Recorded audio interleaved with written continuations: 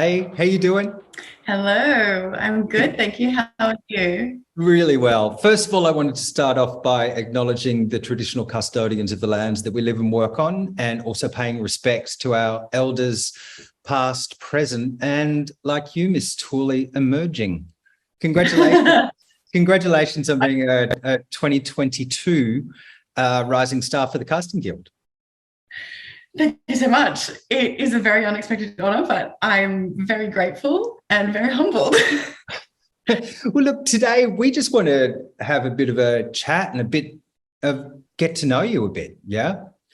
Right. First question is, what led you into acting? What was it? Was it a part of your family, or was it something within you? What led you there? Um, I think about this question a lot, and I think like one of the most surprising things that people kind of reiterate to me when they meet me is that I'm not sort of an extroverted person. I'm quite introverted. I'm quite quiet and introspective. And I think even as a young person, I felt a need and a want to express myself sort of loudly and throw caution to the wind, but I felt like I had to find a specific avenue. Like I wasn't comfortable doing that in my regular life. Like I had a very particular way of going about my life. So when I sort of like stumbled upon performing, which I kind of stumbled upon accidentally through a lot of really incredible programs that they had for kids in my area from sort of low socioeconomic backgrounds. We'd get picked up on a bus and we'd go down to Fremantle and we'd just like work on circus and acting and You're a all different Perth facets. Yes, I am. girl, right? And I think I caught the bug because it was sort of so exhilarating to be able to be loud and to take up space. And because these programs were kind of aimed towards more Indigenous kids, I felt like I had somewhere to express that part of myself, which I realized from a very young age was incredibly important to me. And I didn't have a lot of other avenues to do that. So I think that's where I sort of caught the bug, and then I just ran with it. I was like, oh, Right. that's it, done. And, in this industry, we find those entry points, and then we just kind of fumble through, and it takes a lot of bravery, a lot of trust, because as you say, so many actors I know aren't extroverts. Yeah. They're people that have an art or a need within them that they need to express, Yeah. and it's vital. So you grew up in WA, and then how did you ending up at NIDA? I sort of took a roundabout way. I was a dancer first. I studied dance all my youth. And that is what I decided that I wanted to be. Yeah. But then, life kind of gets in the way. Dance is incredibly rigorous. Oh, such hard work. Honestly, I get tired watching dancers. Yeah. My little sister is now a professional dancer, and I just am in awe of the tenacity that she has, because dance is an incredibly hard industry, but also just like physically demanding. So I sort of stopped that. I got a really bad injury when I was about 18, and I had to do a lot of rehab. And I sort of was like, I still need to perform. I still have that want and desire in me. So I did a little short course in Perth, and one of the requirements was that, like, at the end of the year, just see what it's like to audition for the big schools. It doesn't matter whether or not you get in. Just give it a go, because it'll give you a good idea of kind of an audition process in general. And I went in for my NIDA audition. I didn't sleep the night before because I was so nervous. I drank like 4 bottles, and I was absolutely pinging. But I got in the room, and I think I was just like so excited to be there that it was probably more so that than my level of acting ability or skill. It was just like, oh, she's enthusiastic. We got to let her come. Yeah. And that's a So lot. That's a lot, because passion drives you, yeah. And I know when I see people in the room, or in auditions, or actors at work, and it's their passion that drives them. And, you know, in this industry, failure is not an option. So you rise to the occasion. Totally. So you graduate from NIDA. Was it the end of 2019? So I graduated at the end of 2018. So my first year out in the industry was 2019. And then we hit the shit fight. Yeah. Yeah. And, you know, having that passion and then, you know, working your ass off at NIDA and then, you know, getting out for a year and then the whole industry like crumbles, you know, in a week. How did you get yourself through that? I think I just sort of finished. I'd come off the back of an incredible opportunity that I had to be in Nakia Louie's play with Sydney Theatre Company that was touring to Melbourne, Adelaide and Perth. Right.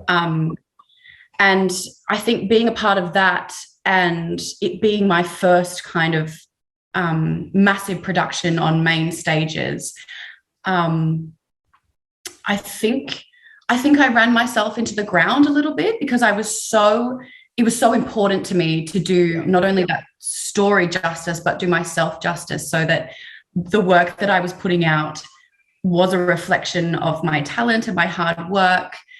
So I definitely think I burnt myself out in that process, which is really funny because then I gave myself a couple of months. I was like, look, you know, just audition for things. They'll come up. Yeah. And you can just give yourself time. And then suddenly I had all of the time in the world. That could be a real positive. Yeah. And I definitely took some of that time to really sort of decompress. And I think one of the most brilliant things that I found from that time that I sort of tell other young actors who are coming out of drama school is really be soft and really be kind with yourself, because I took quite a lot of the COVID time to sort of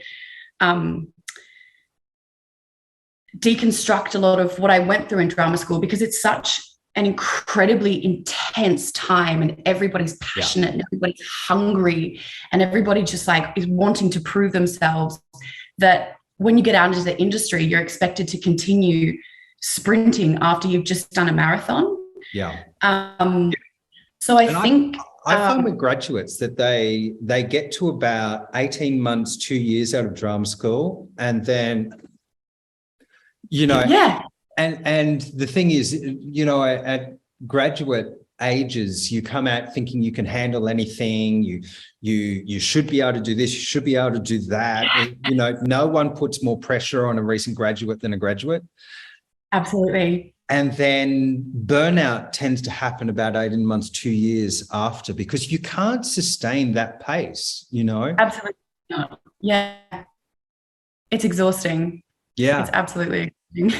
There's something you touched on then. What would your advice be to young actors that maybe watch this, or and in particular young First Nation artists that are dreaming about having a career in acting, but in the back of their heads wondering, is this a realistic option? You know, what would your advice be? I think it's one of those things, like, this industry is incredible, but it's absolutely not for the faint-hearted. Like, it takes work and it takes tenacity, but it also, I have found since coming out that no actor is an island. Like, you have to surround yourself with so many different people within the industry who have different experiences and different understandings and can bolster you and hold you when you need to be held, but also celebrate you, because this industry is so difficult and no one's going to quite understand that more than somebody who is also in it. So I think I've been incredibly lucky to have found in the First Nations sort of part of this industry an incredible family, and I don't take that for granted. And I think the love that I have found within that has been the most integral part of me surviving and thriving as an actor, because it is a roller coaster all of the time. Yeah, it absolutely is a roller coaster all of the time. And, you know, you've come out of drama school, you hit the ground running. In this industry, in a 40-year career, you're going to have some bad days at the office, and you're going to have some periods where, you kind of get to the point where you think you're pushing shit uphill, or you've lost the love, know.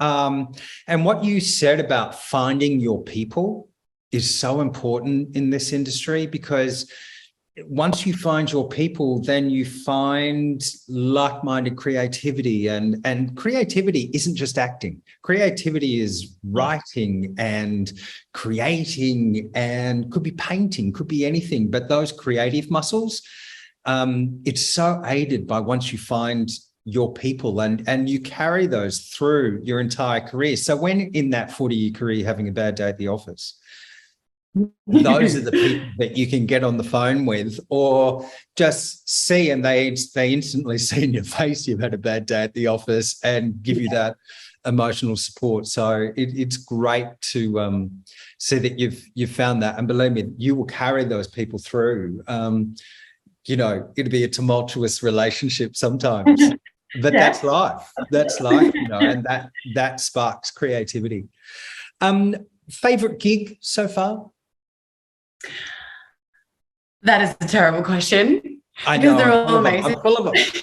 I guess at the moment, because I'm currently in a show that I love with creatives who are sort of deeply passionate, but also just like really great human beings, but also have very much proved themselves in the industry. Yeah. I'm having a really good time, and I'm on stage with Virginia Gay at the moment in her version of Cyrano, and utterly terrifying, but she's amazing. I think absolutely. I think because she is so amazing, it's made me have to sort of step up my game. So getting on stage with Virginia Gay every night, and not like knowing that she's definitely like holding space for me, but knowing that I have to keep up has been absolutely incredible, and it has pushed me as an actor exponentially. But isn't it that moment in a situation like that where you're riding the tightrope that you just really know you're alive? Yes, that's exactly it. That's like living in the moment on a stage in a show that you've done a million times, but you don't know where it's going to go or what you're going to get. No. It's like, that's the magic, isn't it? Isn't that the thing that we're always chasing? That's the magic. Yeah. Hey, if there was anything in this, last question, if there was anything in this industry as I already described you as emerging in the industry, and, if there's anything that you'd like to see change in our industry, what might it be? Look, honestly, I recently watched Heartbreak High, and I think the level of authentic representation, particularly of young people in that show, is just, give us more, give us as much of that as we can possibly have. Like, let's all fill our cups with being seen and being heard, and loving characters who represent facets of ourselves, and the joy that you get from that. I think you can never have too much of that. And I'm so excited that the industry is already heading that way. Yeah. And the fact that show has done so well and people have responded so enthusiastically about it is very telling. And I think just more of that, like more spaces for queerness, people of color, just all of that stuff. That's all I want. Just more of those stories. Right. Well, I'm with you. I totally couldn't agree more. Now, Miss Tuuli, I want to thank you for joining me today and having this chat. Congratulations again. The whole casting fraternity got to vote on who our rising stars are, and you're an amazing bunch, and we're so proud to have you as part of that. So thank you. Thank you. Very honoured.